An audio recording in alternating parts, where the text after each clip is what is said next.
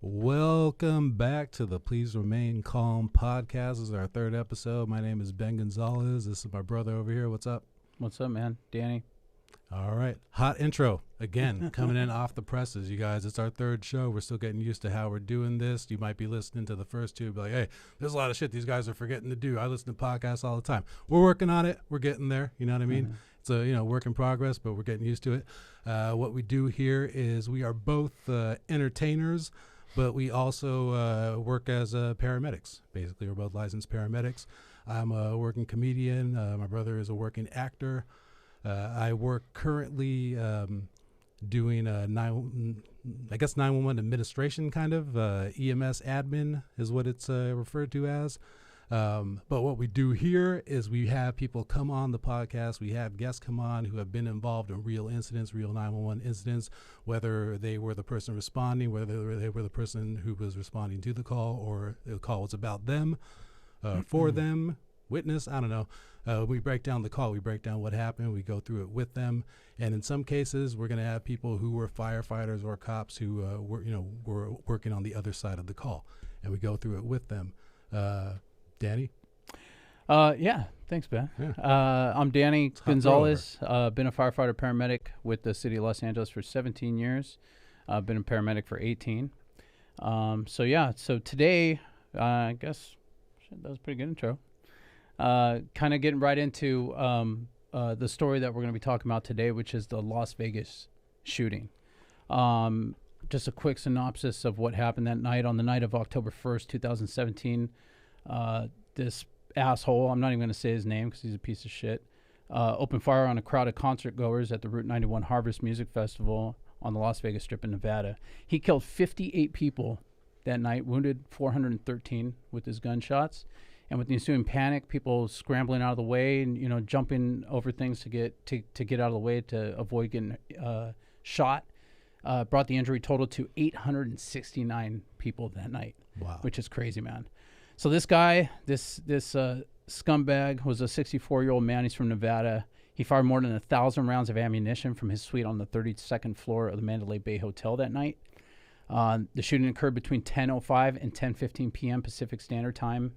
10 fucking minutes. It's crazy, man.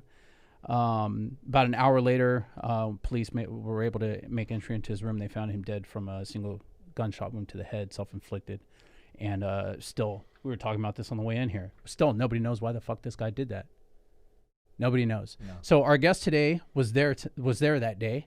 He's a good friend of mine. He's actually my engineer on my shift at work at the firehouse. He was there that night. He was there when the shooting started. He stayed afterwards when his family was able to get out. He stayed and helped pull people to safety, and eventually was awarded the Medal of Valor from the Los Angeles City Fire Department for his efforts that night. So our guest today is Rob Hays. Rob, welcome, buddy. How you doing, man? Hey, pretty good. Hey, start off, I just want to thank Ben and Danny for having me here today. Yeah, appreciate you coming, man. Pretty awesome, I'm not going to lie. And it's different for us here, too, because other times we'll have, like our last show, we had people who, they were involved in a big major traffic accident. They were the victims. In this case, we have someone who was involved in the scene. You're, I guess, a victim in a sense. Yeah. But you were also, treating people there, and it was obviously a major incident, like we're talking about. Yeah, and yeah, it's multi-casualty incident, like we said. Hundreds of people. So that puts a stress on the EMS system there as well. Yeah, but and it kind of plays into what we all do. Responding as a paramedic. My end of it would be working in mass casualty incidents, distributing the patients. I guess basically when you have that many people. How many were you saying there? 869? Over 850 patients. Yeah. Okay. They can't all go to the same hospital, obviously. So what we do on my end is, people make contact, the paramedics that show up, and we distribute where the patients are going to go. Vegas has a much smaller system than LA, obviously, but I'm sure they have their own plan, and that's basically the way that you have the best outcomes for the patients. We can't have everybody showing up to the same hospital, all working on the same, So let's kind of start from the beginning, man. Okay. Like, you're obviously on vacation. I mean, you're there to party, Yeah, right? that's I mean, it's what I a was Route fucking there 91 for. festival. It's We a were there for a fucking birthday. We had VIPs. There was 3 couples, so 6 of us. That and down for there. those that don't know, it's a Route 91's a big country music festival. And it's like they do it every year. They have it done every year. Super cool thing. If I can get a shout out real quick to all the people that were at Route 91. Everyone says I'm a hero. I got the Medal of Valor. I'm going to be honest. The true heroes are the people that don't do what we do. Yeah. All 3 of us sitting in this room right now. The true fucking heroes are the ones that helped people that don't do what we do. They weren't first responders. Granted, there was a lot of PD, firefighters there, nurses. It's a country festival. Yeah, it was a country festival. Yeah. And I mean, honestly, I always start off, I want to give them a big shout out. I mean, Route 91 hell yeah, survivors. for sure. And the survivor isn't just somebody, it's somebody who survived the whole event. I mean, obviously there's a lot of people that have some mental issues still from that, are still working through surgeries and all that stuff. So Yeah, you get a lot of different levels of trauma from something like that. You know, you get people that were right in the mix like you were, you know, and you get people that might have gone or not gone to that third day of concerts because they were tired and they got friends that were there. I mean, there's trauma. Well, there's the that way, PTSD of people that are even went to the route that said, well, I didn't go that day. I was there. If I was there, I should have done something. That survivor syndrome. Or or us that I never blame somebody that does our job. I know a lot of people that they took off. Yeah. Okay, honestly, that probably would have been the smart thing to do. I mean, I'm knock on wood. Maybe I had too many Jack and Cokes or something, but it snapped you out of it. Yeah. But I'm not saying I was smart for staying there. I probably should have took off too. So we'll take it back to the beginning. It's the third day of the festival. It's a 3-day festival, right? It starts early. You can show up when you want. We had VIP tickets. Buddy Trent hooked me up, which was awesome. Like I said, birthday thing. We go to the VIP tent. We go to the front. We go wherever we wanted. Yeah. That's awesome. So it was a really good event how it was set up. Our 2 other couple friends, they were actually staying in the pool. We wanted to get the full route because it showed the whole Jason Aldean's playing, everybody big and rich that day. So it showed the whole venue, Kane Brown, whoever was playing that day. So we go, shit, we're going to get there early. You know, get a lift, get a Uber over there. And we got there early, which was outstanding. On the third day. On the third day. This you were talking about, okay. And we got there early every day. It's just one of those things. It was a cool venue. Sure, yeah. Well, those festivals, there's always something to do, There's too. always people to talk people to hang out with. Yeah, you meet people. If you're social, you meet people. And especially on the third day, you're 3 days deep into drinking. Yeah. You probably already made friends there. Yeah, you're well into party mode at this time. You're like, hey, I saw you yesterday. What's up? And everybody's hell yeah. So it's a big group of, you didn't come there as friends, and everybody's hanging out as friends. So you get there to the venue about what time? Oh, the day? Shoot, it was probably in the afternoon because they have the ones aren't popular kind of go through the event, and then as the event kind of got going, I think I was talking to you guys earlier, just before Jason Aldean got on stage. Big and Rich was on stage, and I still remember, it gives me the chills when they were singing "God Bless America." Everybody had their cell phones out. Yeah, it was all dark, pitch black, and I look back. I think I was telling you guys earlier that I was looking back at pictures, and you can see Mandalay Bay. You can see everything in the pictures. And you kind of see where you were, and I just kind of take it as it's such a tragedy, but I don't know. It just wasn't my time. You know what I mean? It is kind of eerie, man. Cause you're showing us pictures before we came in here, and I mean, I can't think of a better way to say it, but right in the line of fire. Yeah. I mean, you're literally on that side of the stage, right in front of the stage. You have videos from right there, and the Mandalay Bay, where this guy was shooting from, is right over your right shoulder. But the to give you a sense pictures that he's talking about, it's like when they show those, like the last picture of the Titanic or something. Yeah. When and a lot of people in those pictures or video are not with us today. Yeah. Which is so everybody's sad. Smiling. Yeah. Everybody's having a great time. Yeah. And a huge crowd. I mean, they brought military up on stage. Yeah. Big and Rich always does something with military. They brought him up on the stage. They make him have a shot, and it was so badass. Just with God Bless America thing, like hell yeah. Some Jack and Coke in you. You're feeling warm and fuzzy with family and friends. Venue. That's a good feeling, man. That's part of what I love so much about concerts. Right. So now you're there with your wife, Nancy. Yes. 5 hours. Shout out to Nancy. And some friends, right? You're up in front on the side where the shooting is coming from, and you leave to go get drinks. Is that right? Yeah. Well, there's some interesting things. My wife had a weird feeling where we were earlier, was kind of getting overcrowded. I said, hey, stay here. I'll go get some more drinks. Hard to get in and out. I figured I can get in and out. Yeah. We kind of moved to the VIP section, which is on the right side again. Everything most of the damage took place on the right side, which is very sad. Yeah. Kind of showed you in the pictures and stuff. But, and it's weird because 2 of her sisters were there too. And they were in the front in front of us in the stands area, which was interesting too. Yeah. Because it was something to think about later.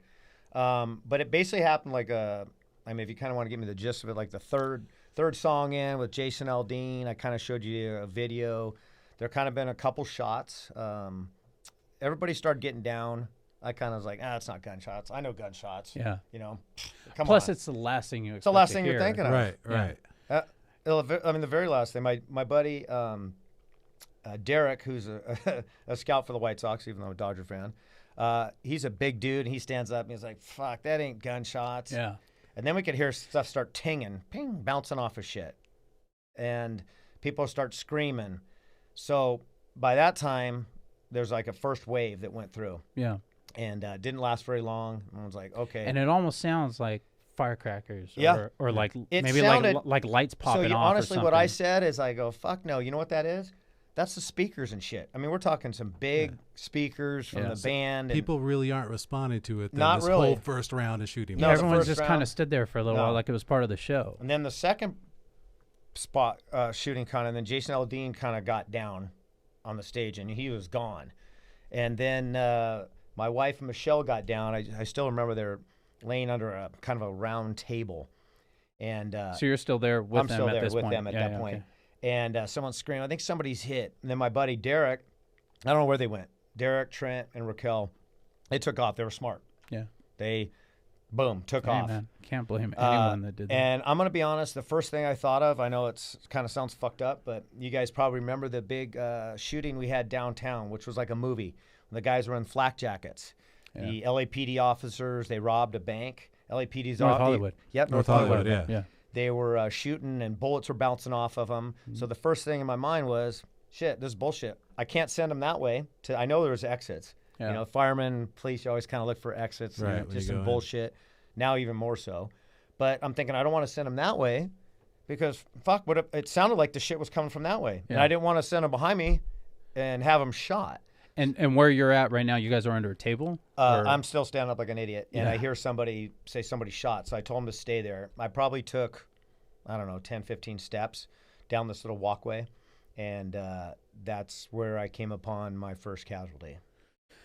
And at this point, it's still kind of registering. Real. It's not real. Yeah. Maybe just one person would. Shooting is still going on during this, on. Right? Yeah. Okay.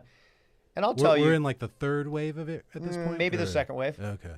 And in my mind, and I'll tell you, and I don't tell a lot of people, but you guys are friends, and kind of giving me chills a little bit. But I told people, I'm an athlete, I won't get hit. Yeah. So that was me in my mind thinking, I'm not gonna get hit. I'm an athlete. I can dodge that shit. Yeah. You know. Yeah. Right. Maybe too many fucking Jack and Cokes. Eye opener. So I come across this gal, and I think I was telling you guys earlier, every single person, I don't consider myself having PTSD or anything like that. Yeah.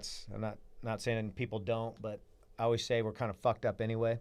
Been on the job 32 years. Yeah. We're fucked up in our own way. Seen a lot already. We kind of compartmentalize that. Person, yeah. Sure. And you ever use that as an excuse if I do something fucked up? I said, don't blame it on that. Yeah. Blame it on something else.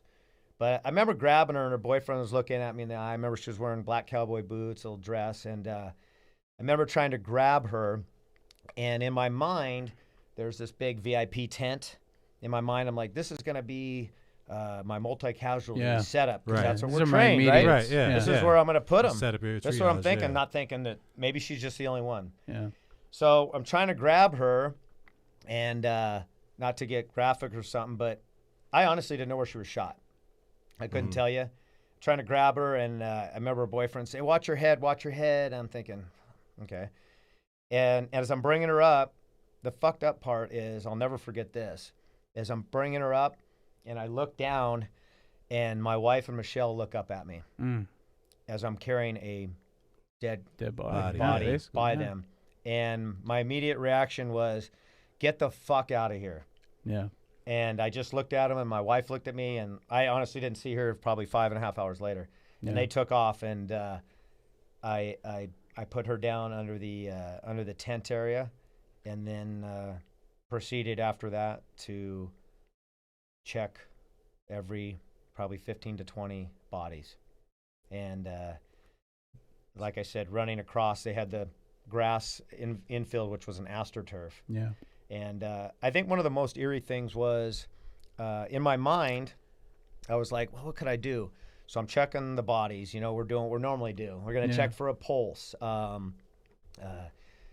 anything that we can, right, for life. Right. But there were a lot of headshots. Yeah. And there was nothing I could really do. But the eerie thing was, it was completely dark originally, and cell phones were going off like flashing lights. Yeah. Oh, all over the ground. Well, yeah. Everywhere. Yeah. There were cell phones everywhere. Well, news travels like that these days, and so that kind of leads to give you a little break, man. Yeah. Because I know this is difficult to talk about. And again, I really appreciate you coming in and talking with us about it. I was working that night at 63s. You were off because you had been at the festival, and I have my Instagram. I do the 63s Instagram, and so I'm on there all the time, and I see you posting pictures and with Nancy, and you guys look like you're having a blast. And there are other firemen that I know, other police officers from Pacific Division that were there, and so I'm laying in bed, it's 10 o'clock, and I just got into bed, and I'm flipping through Twitter, and I see somebody post that there's an active shooter reported at the Vegas shooting, and I'm like, oh shit, Rob's there. And I kind of, I hope he's okay. Yeah. But at that point, there was like, oh, there's a active shooter reported at this place, and it wound up being nothing. You know what I mean? There had been a handful of those places. Yeah. So then maybe a minute or two later, somebody posted a video. And I think it was a video that you showed us originally when you first got here today. And, man, and you can find that video on YouTube, obviously, of the original shots fired. But when you opened that video and saw it and heard the shots, I mean, it was pop, pop, pop, pop, pop, pop, pop, and people screaming and running, and the size of the crowd and I just remember thinking, holy shit, a bunch of people are getting killed right now. Then I started texting you. Yeah. Which later I did see the text, but yeah. So I'm texting you, and you're not answering. I'm thinking, fuck, I hope he's just running. I mean, I know he's in the middle of this, so I hope he's just not looking at his phone or whatever. Then I started texting Robbie, and Robbie's not answering. His son, who was an Explorer Scout at our fire station at the time. He's a great kid, about to get hired with the Orange County Fire Authority. Shout out to Robbie. And he's not answering. So I'm calling him, and he's not answering. Yeah. And so, man, I pretty much sat up all night following the news, trying to get a hold of you. I'm not on Facebook, so I'm trying to get a hold of people that have Facebook to see if they've. Finally, about 5:30 in the morning, somebody messaged that they had gotten in touch with Nancy on Facebook, and that you guys were okay. And then actually at about 3 in the morning, 2 in the morning, something like that, we got a call over to the Venice Pier with LAPD. And one of the guys from LAPD goes, hey, I saw Rob Hays on the news. And I went, oh, shit. When? Where did you see him? That was a whole nother interesting story, too, because long story short, we're going through the venue. I met another paramedic that kind of stood with me when we were in the venue. Not to cut you off, but no, sorry. They were kind of bouncing around. And I remember we were in there for a while. Cell phones are going off. Then I remember like a SWAT team coming in. I kind of like got a little nervous. Like, there's not a lot of people around here. I kind of don't shoot me. Yeah, so I came out. I said, hey, man, I'm a fireman. I'm here helping out. And they had the shields, the whole gear coming in, and they were scouting the whole thing. And then Las Vegas Fire Department came in. They came in all their tactical gear. So they're doing the whole tactical vest, helmets and stuff. And I honestly remember, and I can tell you this too, because it's over, but I still remember hanging out with them. I said, hey, I'll hang here with you. There wasn't a lot of, there was mostly PD on scene. Yeah. I remember going back behind the bar. Cell phones just lined. Everybody left all their purses, cell phones, personal stuff's going off. I went behind the bar. Hey, guys, need some waters? I mean, they're on their tack gear. I'm handing out waters. Right. And I'm giving them stuff, and I see like a big bottle of Jack right there. I'm like, all right, I'm gonna fucking grab that. I'm gonna take me a swig right now. I fucking need it. You know, my other buddy that I met there gave him a swig. I don't even know the guy, but he was a. Let's timeline this a little more though, so we're not like this is this at the end. So let's go back though. You were shots are still going off. Yeah. You move the first body. Because I remember you telling us in the hall, like you remember like being like too slimy for you to hold even. Yeah, and I didn't realize till later that when I got up to the top that was a headshot as well. Yeah. So as you were going by and checking people, it was pretty much everyone you were checking on? Yeah, pretty much. Passed? I'm going to be honest, every person I touched. Yeah. I remember this big guy. I'm coming along, and I said, I was using my cell phone, little flashlight on there.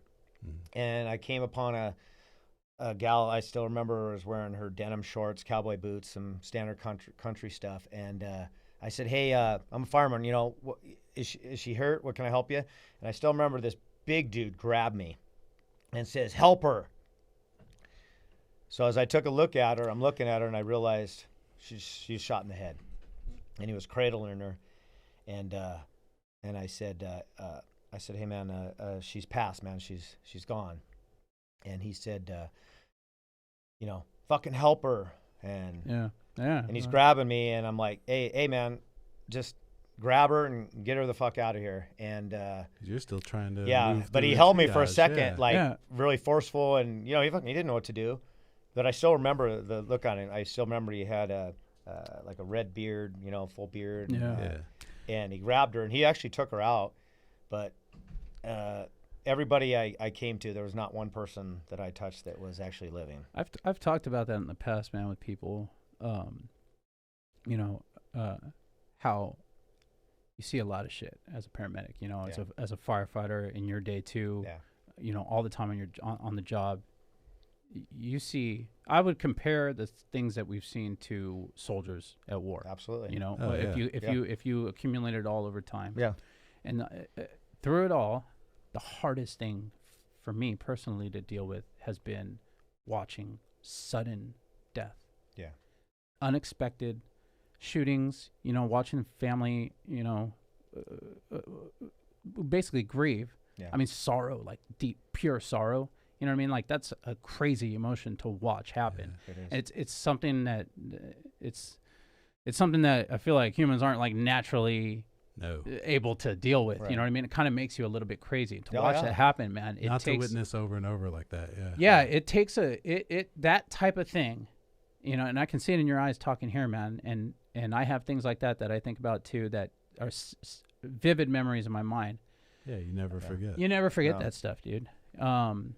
So I could see somebody, you know, grabbing you, and it's almost like a temporary insanity. Yeah. Like, what the hell just happened, you know?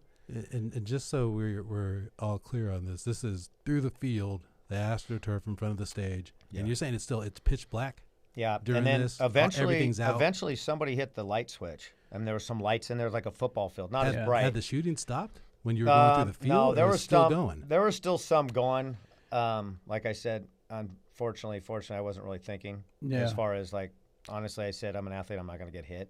Do you remember how many waves there were? How many, like, there was probably in a at 10-minute 3 period. waves. Yeah. I do remember going to the front of the stage, right in the front, and they had a little banner in front, and there was people underneath the stage. And I lifted up the thing, and I mean the faces. There was somebody that was hit underneath. They drug him underneath. Yeah. They were right in the front. And I said, hey, I'm a fireman. Get the fuck out of here. And I remember a girl goes, well, how can I trust you? I'm like, what? Yeah. And I remember looking over to the right, and there's a little bar under the VIP area. There's a neon cactus. I said, I want you guys to run to the cactus. And they're like, still like, what? And I said, I need you to get the fuck out of here and run to the cactus. Not shooting, any active shooting at this point. Yeah. And I still remember them grabbing somebody under that stage. But I mean, their faces when I lifted up that thing. Yeah, scared. Like, how the hell how can we trust you? Yeah. You know what I mean? And they took off running towards that VIP cactus over there. And then I kind of bounced around. But there was gates that were dividing the right side from the left side. Yeah. So when you came in the venue, people were taking those gates down and using them as gurneys and carrying people on the metal grates. Yeah, I mean, there's tons of stories of people doing stuff to help. And I mean, that guy that stole the truck and was transporting people to the hospital. I mean, they were throwing people in the back of the trucks, I heard. But was there anybody that you came across that was viable? No. That you were able to help at all? Not No, one. Man. Not one. And I didn't leave that venue. I think I did 15 to 20 people. I believe that I touched. So crazy, man. Jason Aldean was the last one. I actually went back where the trailers are, where the musicians were, and I was knocking on doors, and they pitched black. People were harboring themselves in place. Sure, yeah. Right. So most of them were still in there. A couple of them opened the doors, so I was back behind the stage in the venue, checking on people to see if there was any viable people back there. Just maybe not the smartest thing again, but then I ended up going towards the back. I hooked up with the Vegas Fire Department. Yeah.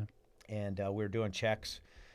There's lawn chairs way in the back. We're checking, see if there's anybody that was viable, kind of put ourselves into groups. And the last thing, I think it was the Vegas PD that got Jason Aldean out. And then I cleared with PD and the fire department. And I remember going outside the gates. Now I'm outside the venue. And I'm looking around. And, remember, this is a huge venue. I see one Suburban. Yeah. So I'm thinking, okay, it's a Chief. My cell phone's pretty much dead at this point. I see a Chief, and I go up to him, and I tell him who I am. And, like, am I supposed to give anybody information? Or, with our job, we're checking in, right? Well, I'm not on duty, but I still want to check in, in case, I was inside, in case somebody has to get a hold of me. And he was so overwhelmed, he didn't have a staff assistant driver. He's there by himself on this side of the venue. And I ended up writing on a yellow post note my name. I don't know, you could barely even see it. Yeah. And just post noting it on there. Went to an ambulance, charged my phone for maybe 5 minutes, hooked back up with PD. Had you talked to Nancy since you guys separated? No. Oh, man. No. God. Not at all. Can't imagine how she must have been scared, man. She was scared shitless. And then I remember going down the street. I was with, I think it was 3 fire department members, so we kind of went in groups. There was bodies that were half mile from the venue at the time. So there was bodies in the street. I remember going to a cul-de-sac, walking down a cul-de-sac, and I'm like, there's bodies. I remember a guy from... Or hit and ran, I guess? They carried him. Oh, carried him. I think they carried him and left him, but it was probably the saddest thing is I felt like they were alone. I mean... man. And there was, I still remember a huge rolling refrigerator, blood all over it. They had a body they were carrying down the street on a refrigerator they were rolling. How far away from the half venue? mile. Really? I have pictures of a street that I remember going through an Uber, where we were going through an Uber, and I'm like, shit, I told Nancy, my wife, I go, I remember this street. I remember there's people that messaged me on Facebook. You've gone back since? I actually did go back. I went back this year. I never went to the Healing Garden. I thought I'd go by there just to see it. But it was interesting. I sat there and actually bought a big beer, and it was kind of eerie, but a good feeling. There's a lot of wind chimes that were chiming the whole time. I stopped by each person. There was pictures. I was trying to remember certain things of certain people. Yeah. It's just a guy on our job, another captain, helped carry his friend away. Yeah, there's a lot of stories, man. Guys on the job. There was a lot of guys on the job there. A lot. Yeah. I mean, a lot. I mean, I ended up grabbing a there vest. was a handful that got shot. Yeah. On from our department. Yeah, they were actually like shot. 3 or 4 guys that got shot. Yeah. Wow. Leg wounds, stuff like Yeah. that. Man, it's crazy. But I remember going into a casino. I had a vest on. I had like cowboy boots, blah, blah, blah. And I went into this casino when we got on the outside, when we all kind of cleared. I gave all my stuff. I had a Las Vegas, our reflective vests on. Yeah. And I walked in. I just remember these faces. Everybody was harbored in one of the casino. And it was, I believe it was Hooters. They gave me a little water. I still have one I didn't open that I still have on my bar. Yeah. But they're like, well, you know, okay. So you finally call Nancy and you go, honey, I'm at Hooters. Yeah. Yeah. Right. I mean, how weird, what, you know? And it was actually, you know, the hotel, I believe it was Hooters Hotel, but people were harbored in there laying on the floor in blankets and stuff. And odd thing is I'm like, I don't even know where I am right now. And this was like a whirlwind. 5.5 hours later. Right. I mean, before that event, I mean, coming back a little bit, there was a guy from CNN, a truck that was there, and he was actually there not for that venue. He was there for the O.J. Simpson release. Oh, that was at the same time? Same time. Man, so, I forgot about that. And he was actually fucking O.J. from our area. So the only reason I talked to him, he goes, hey, man, can I get a few minutes? I did not know that would be the first interview seen across the nation. Yeah. It was a CNN guy? Yeah. And he was local from our area. And I said, hey, man, I'll talk to you. And I didn't really think anything at the time that interview would have any significant.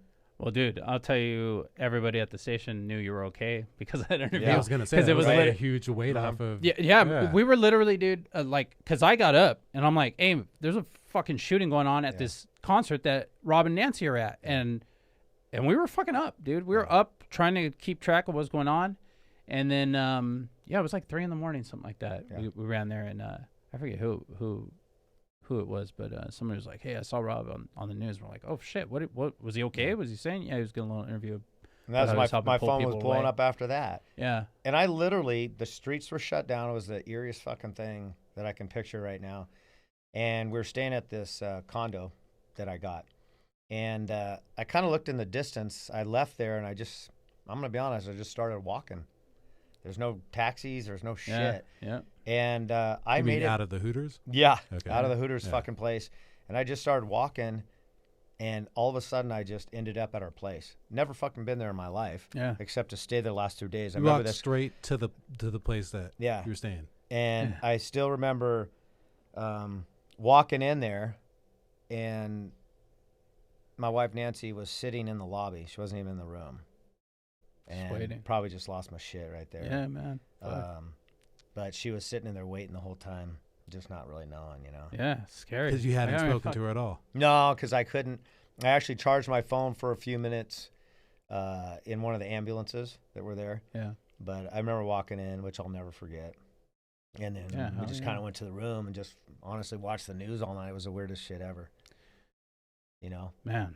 But I said it just so many people, and there's a lot of good people out there right now doing good things to try to still help those. Yeah. Just like a lot of stuff, there's not a lot of closure.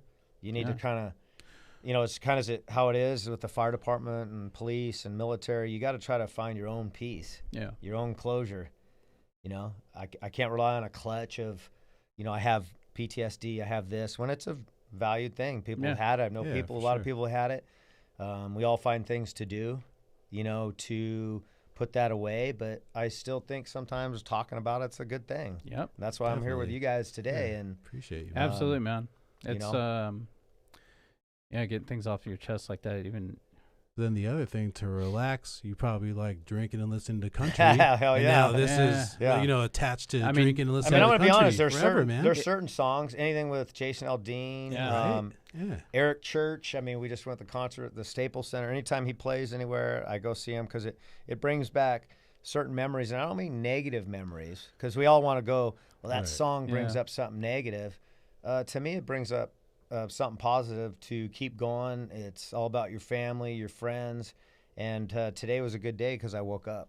Yeah, remind you you're lucky. Right? Lucky to be alive, man, really. Right? I mean, it's a roll of the dice. I mean, I said, like you say, you know, every day is a good day because I woke up. I got my family, and that's what it's supposed to be about, your family and friends. And, you know, I didn't need a pat on the back. The Medal of Valor was awesome. I'd give it all back for all this shit to go away and never have happened. Well, let's get to that, too, because you did get a Medal of Valor on a night when you had how many Jack and Cokes? Probably too many. You might have been the only guy to do that. I call it instant sober. Yeah, you might have had the highest blood alcohol content of any Medal of Valor recipient ever, man. But I do call it instant sober. I mean, it's a fucked up thing, right? It's like getting the shit slapped out of you. Yeah.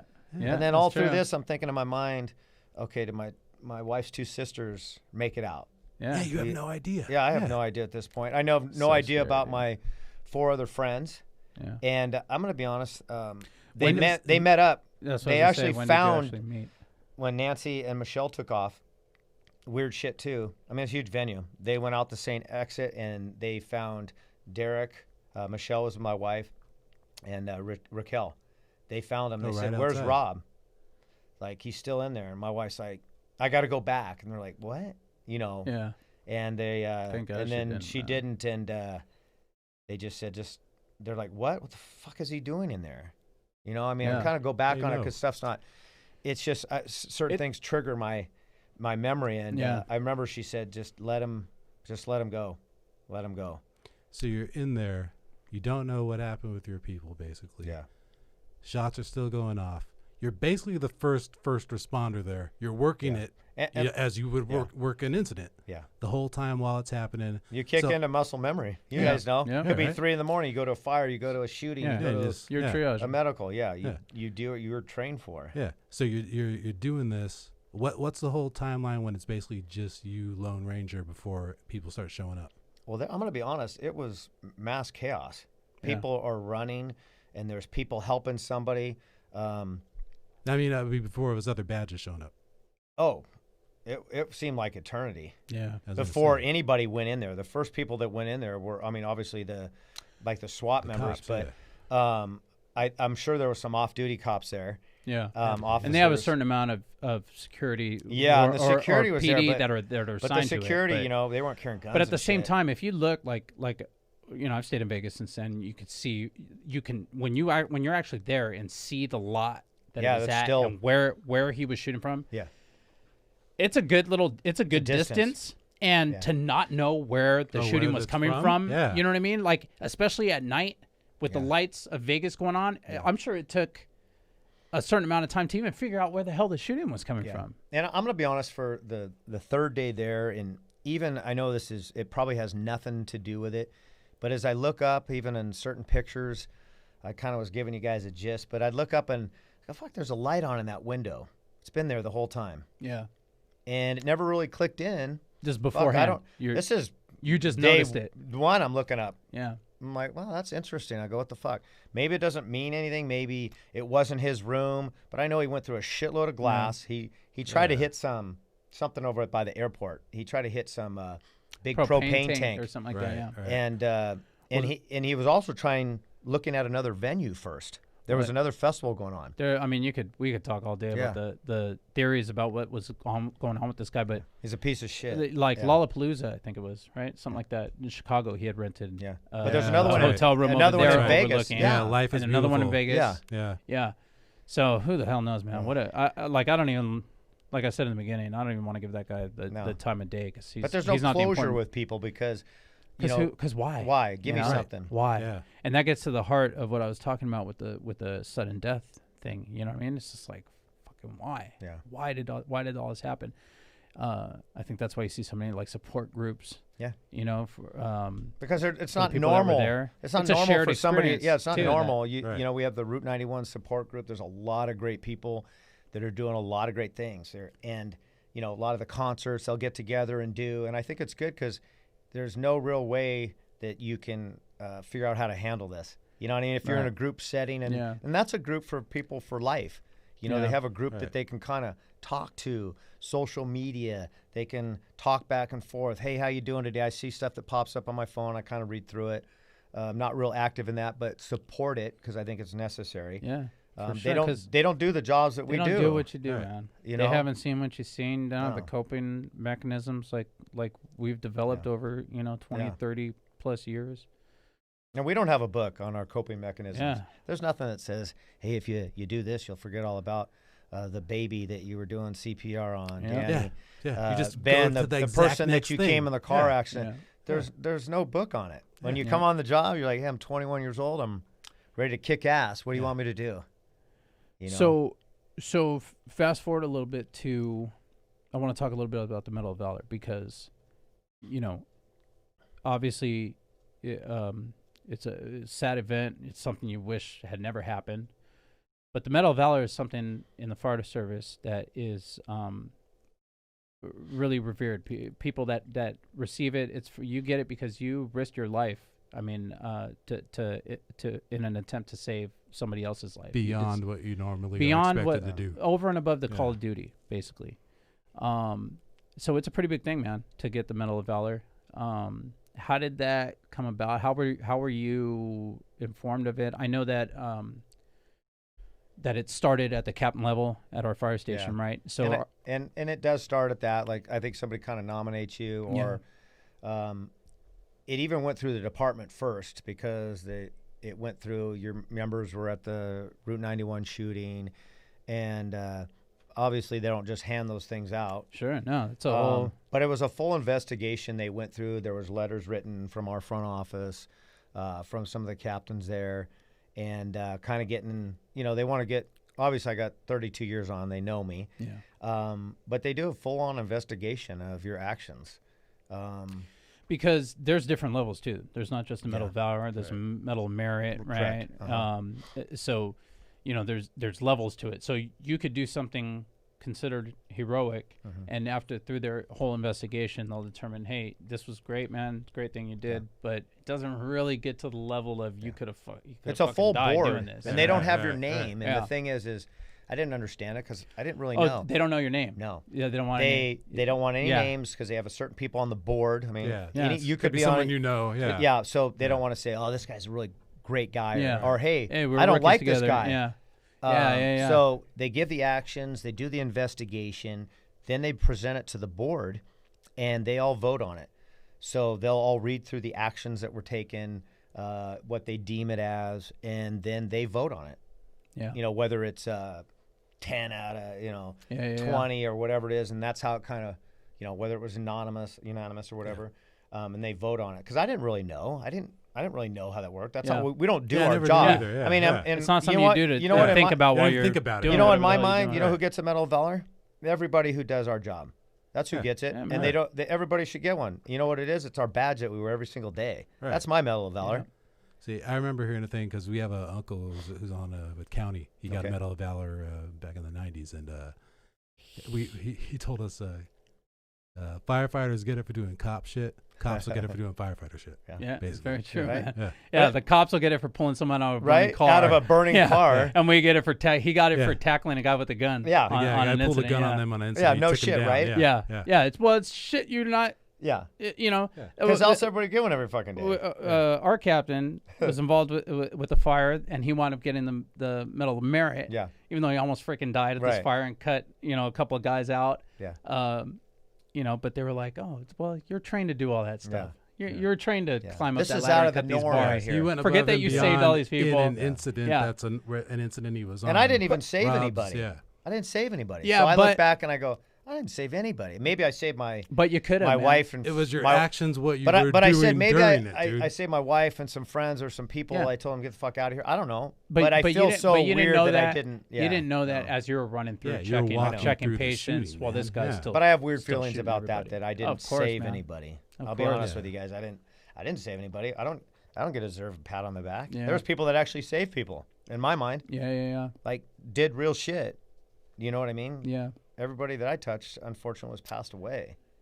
Man, how has this whole thing, beginning to end, has it changed you? Like the way, has it changed anything about like your relationship with your family? Has it changed? Like, has it had any, aside from like, the impact of what you went through and the negative memories of it? What would you say is like the most positive thing that's come out of this for you? Well, I mean, to start off, to be honest, I always say try to lead your best life. It's not the easiest thing. Marriage, 25 years. Someone's like, you're still married? I'm like, yeah. There's nothing easy. She's the good person.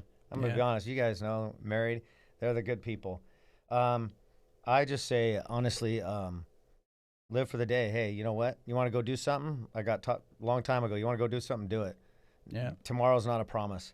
You want to go somewhere with your family? Always been real family oriented. But I always say, hey, you want to go do something? Do it.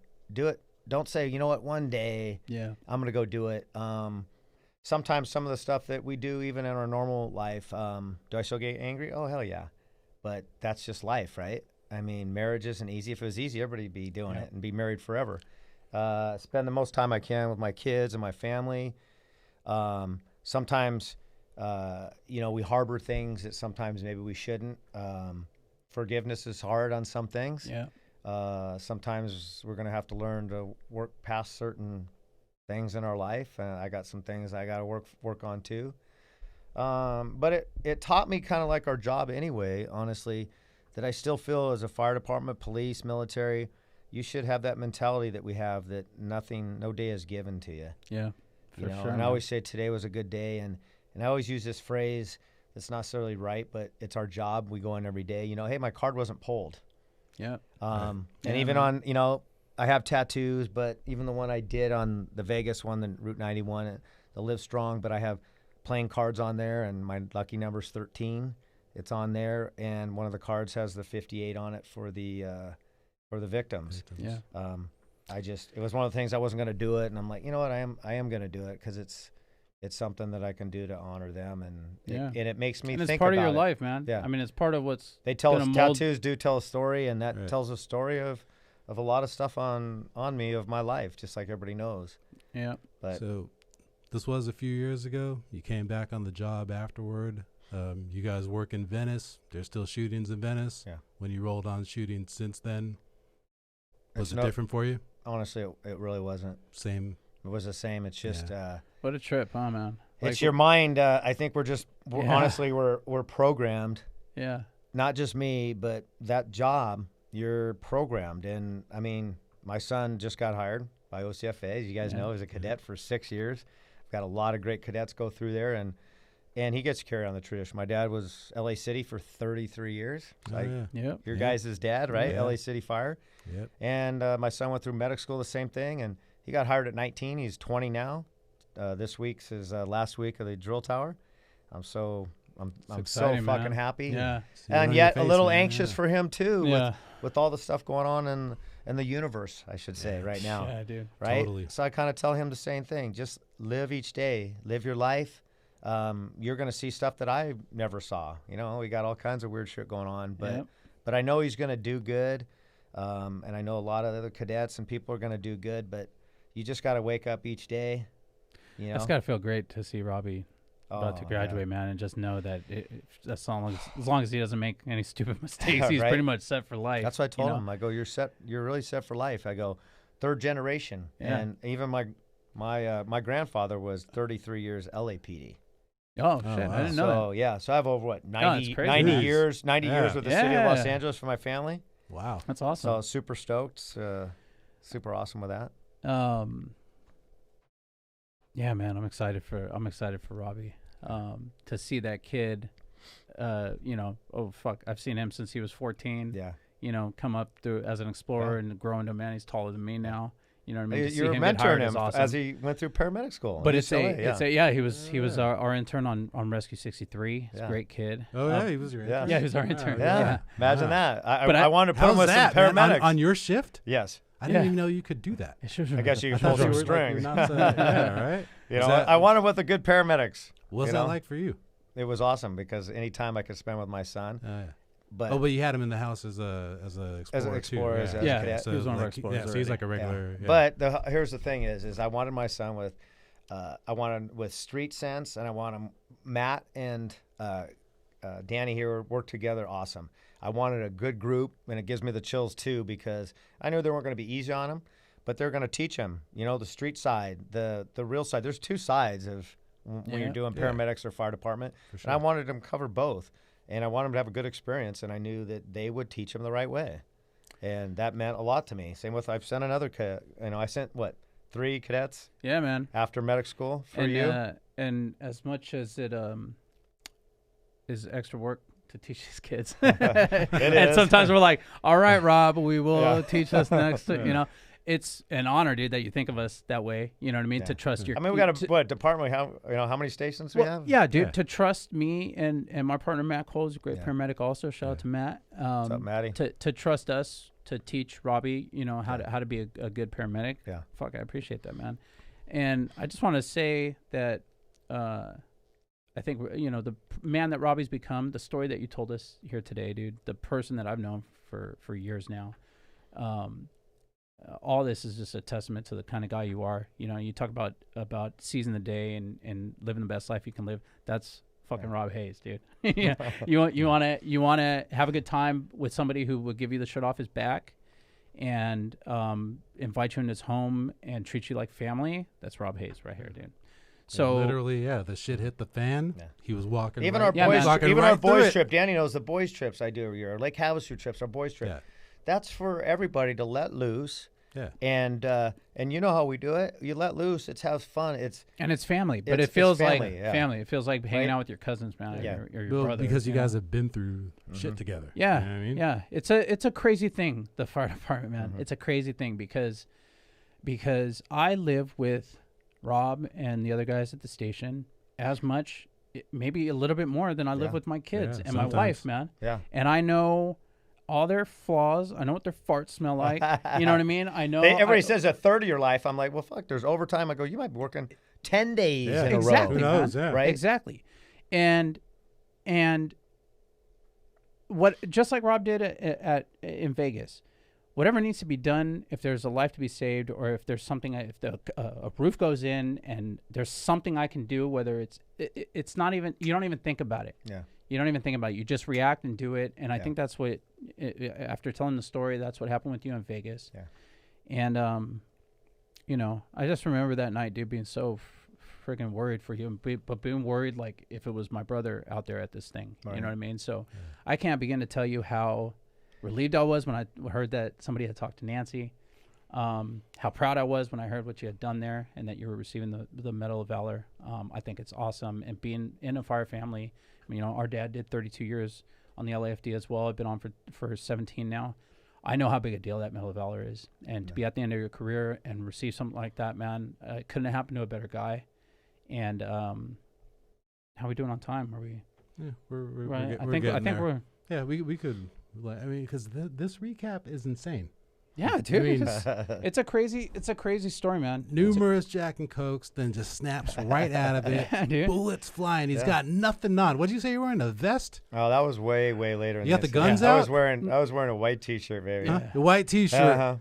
Shit kickers. Buckle. I didn't have buckle on that day, but I still have those jeans. And actually, that company, it's so many people have reached out, and I still wear those boots to this day. You know, the company wanted to actually give me new ones, and no, I didn't want to. Yeah. It meant something to me. Yeah, hell yeah. I know people say it's morbid or it's like your axe. It's like your axe, man. You've been through battle. You went through it. Yeah. These are my boots. Yeah. There are other boots, but these are mine. Right? But it means something. Shit like that, it's fucked up in your mind, but it means something to me. Yeah. But like you swept the whole area, basically, looking you under the stage, backstage, the trailers. I remember people yelling out, I already checked that one. And I'm like, and then I still remember something just came to mind again, something fucked up. I'm like, when we're leaving, I said, we need to go check them all again.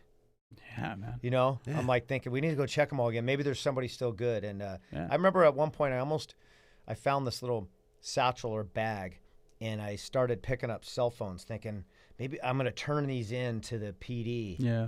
Because people's phones. Yeah. It's their life. But I'm laying. Yeah. I mean, it's your life in here, the dude. phone is laying is flashing next to someone who passed away. Yeah, right. Fuck and that shit you don't get back. And the whole rest of their life. You know what I mean? Because there's somebody texting and calling that person and I was texting I'm looking and calling at it you and that it night. says I'm looking at a gal laying there and the phone says mom.